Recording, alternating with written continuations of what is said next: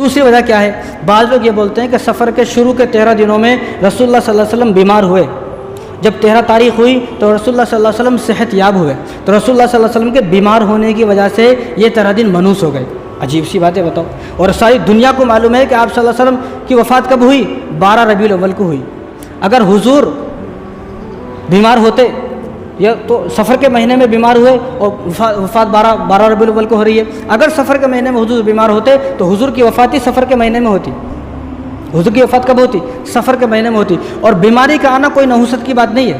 کوئی آدمی یہ سوچ لے کہ بیماری نحوست کی بات ہے، کیونکہ حضور صلی اللہ علیہ وسلم بیمار ہوئے، اب یہ لوگ یہ سوچتے ہیں کہ یہ بیماری ایک نحوست ہے، منحوس ہے، تو بیماری آ جانے کی وجہ سے 13 دن منحوس ہو گئے۔ حالانکہ ایسا نہیں ہے۔ طبقات ابن سعد، سیرت مصطفیٰ، سیرت النبی اور فتح الباری میں یہ صاف روایتیں موجود ہیں کہ آپ صلی اللہ علیہ وسلم کب بیمار ہوئے؟ 29 صفر کو بیمار ہوئے۔ اور سیرت مصطفیٰ میں صاف یہ روایت موجود ہے کہ حضور صلی اللہ علیہ وسلم جب بیمار ہوئے تو آپ صلی اللہ علیہ وسلم حضرت میمونہ کے گھر میں تھے۔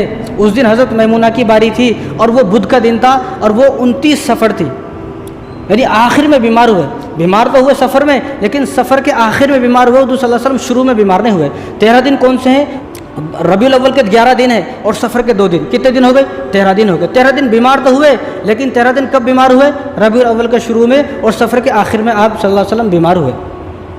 تو جو لوگ یہ سوچتے ہیں ان کے پاس کوئی دلیل ہونی چاہیے، ان کے پاس کوئی دلیل نہیں ہے، بنا دلیل کی بات کو نہیں مانا جائے گا۔ اگر ہم یہ سوچیں بیماری منحوس ہے، بیماری تو اللہ تبارک و تعالیٰ کی ایک نعمت ہے، بیماری نحوست نہیں ہے۔ اگر کوئی آدمی یہ بولتا ہے کہ بیماری نحوست ہے، اگر نحوست ہے تو پھر نبی کیوں بیمار ہو گئے؟ ایوب علیہ السلام، حضرت ایوب علیہ السلام کے بارے میں آپ نے سنا ہے کہ آپ 18 سال تک بیمار تھے۔ ایسے بیمار نہیں کہ ان کو فیور تھا، ایسے بیمار تھے کہ ان کے بدن پر اتنے پھوڑے ہو گئی، یہاں اگر کسی کے چہرے پر ایک پھوڑا پھنسی ہو جائے تو اس کو کتنی نفرت ہوتی ہے، ویسے پھوڑے پھنسی ان کے پورے بدن پر ہو گئے، ان سے پیپ نکلتا تھا، اتنے بیمار ہو گئے۔ اور اتنے بیمار ہوئے کہ لوگوں نے اپنی بستی سے ان کو باہر نکال دیا، یہ نبی ہیں۔ اگر بیماری منحوس ہے تو نبی پر کیوں بیماری آ گئی؟ حضرت موسیٰ علیہ السلام کے پیٹ میں درد رہتا تھا، 6 مرتبہ ان کو پیٹ میں درد ہوا، کہ پیٹ کا درد بھی بیماری ہے نا۔ اگر بیماری منحوس ہے تو پھر موسیٰ علیہ السلام کیوں بیمار ہو رہے ہیں؟ حضرت یعقوب علیہ السلام، یوسف علیہ السلام کے غم میں نابینا ہو گئے، تو نابینا ہونے بھی ایک بیماری ہے نا۔ اگر بیماری منحوس ہے تو پھر یعقوب علیہ السلام نبی ہیں، نبی کے بیٹے ہیں، نبی کے والد صاحب ہیں، پھر کیوں بیمار ہو گئے آپ؟ تو ان تمام چیزوں پر ہم کو غور کرنا چاہیے۔ اور حضرت اسحاق علیہ السلام اپنی آخری عمر میں نابینا ہو گئے تھے، بالکل نابینا ہو گئے تھے۔ اور حضور صلی اللہ علیہ وسلم جنگ خیبر کے بعد 7 ہجری کو خیبر ہوئی، تو خیبر کا اور محرم کا مہینہ تھا، تو لبید بن عاصم یہودی تھا، اس نے آپ صلی اللہ علیہ وسلم کو زہر دیا بکری کے گوشت میں ملا کر، تو آپ صلی اللہ علیہ وسلم 6 مہینے بیمار رہے۔ اگر بیماری منحوس ہے تو حضور صلی اللہ علیہ وسلم 6 مہینے کیوں بیمار رہے؟ اگر کسی آدمی کو بیماری کی وجہ سے کسی مہینے کو منحوس قرار دینا ہے تو پھر 6 مہینوں کو منحوس قرار دیا جائے کہ محرم، صفر، ربیع الاول، ربیع الثانی، جمادی الاول، جمادی الثانی تک ان 6 مہینوں کو منحوس قرار دیا جائے، کیونکہ حضور صلی اللہ علیہ وسلم 6 مہینے تک بیمار تھے۔ تو معلوم یہ ہوا کہ بیماری نحوست نہیں ہے، بیماری تو ایک نعمت ہے۔ اور بخاری شریف کی روایت ہے، رسول اللہ صلی اللہ علیہ وسلم ارشاد فرما دیا، آپ صلی اللہ علیہ وسلم ارشاد فرمایا کہ بخار کو برا بلا نہ کہو، بخار جب آتا ہے تو بخار آنے کی وجہ سے آدمی کے گناہ ایسے جھڑ جاتے ہیں جیسا کہ سردی کے موسم میں درخت سے پتے جھڑ جاتے ہیں۔ حضرت ام صائب رضی اللہ تعالیٰ عنہ صحابیہ ہیں، وہ بیمار تھی، حضور صلی اللہ علیہ وسلم ان کے گھر ان کی عیادت کے لیے آئے، تو حضور نے پوچھا کیسی طبیعت ہے، تو ان کو بخار تھا، بخار کے بارے میں انہوں نے برا بلا کہا، تو حضور نے ان کو منع فرمایا کہ آپ بخار کے بارے میں برا بلا نہ بولیں، آپ بخار تو بہت اچھی چیز ہے۔ انہوں نے پوچھا رسول اللہ کیسے، تو حضور نے ارشاد فرمایا کہ بخار سے آدمی گناہوں سے ایسا پاک و صاف ہو جاتا ہے جیسا کہ آج ہی اپنی ماں کے پیٹ سے پیدا ہوا۔ تو معلوم ہوا کہ بیماری تو نعمت ہے، اور بخار سے آدمی کے درجے بلند ہوتے ہیں۔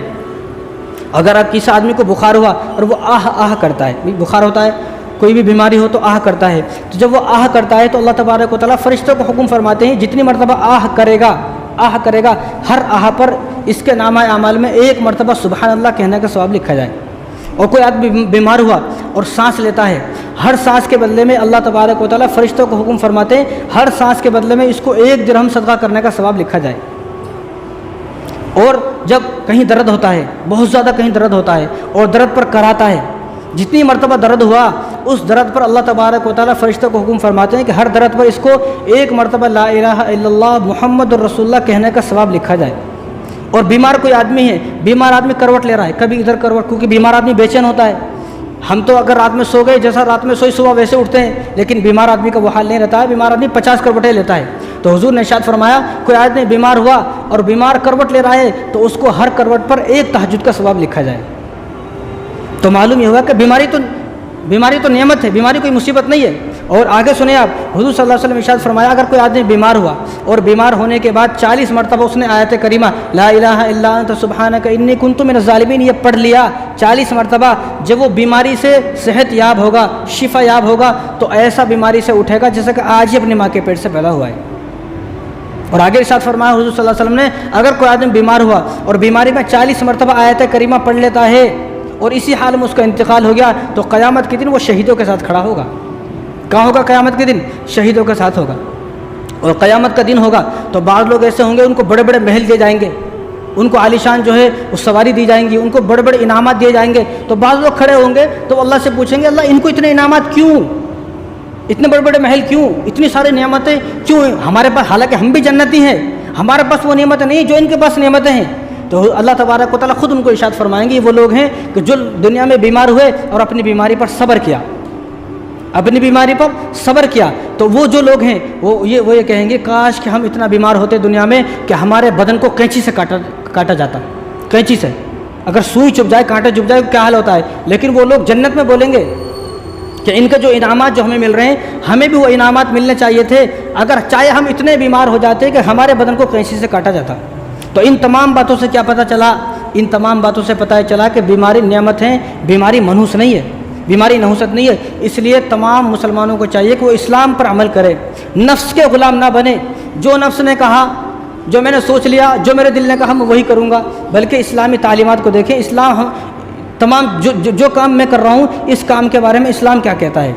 اسلام کے اندر نہ کوئی دن منحوس ہے، نہ کوئی مہینہ منحوس ہے، نہ کوئی سال منحوس ہے، نہ کوئی انسان منحوس ہے، نہ کوئی پرندہ منحوس ہے۔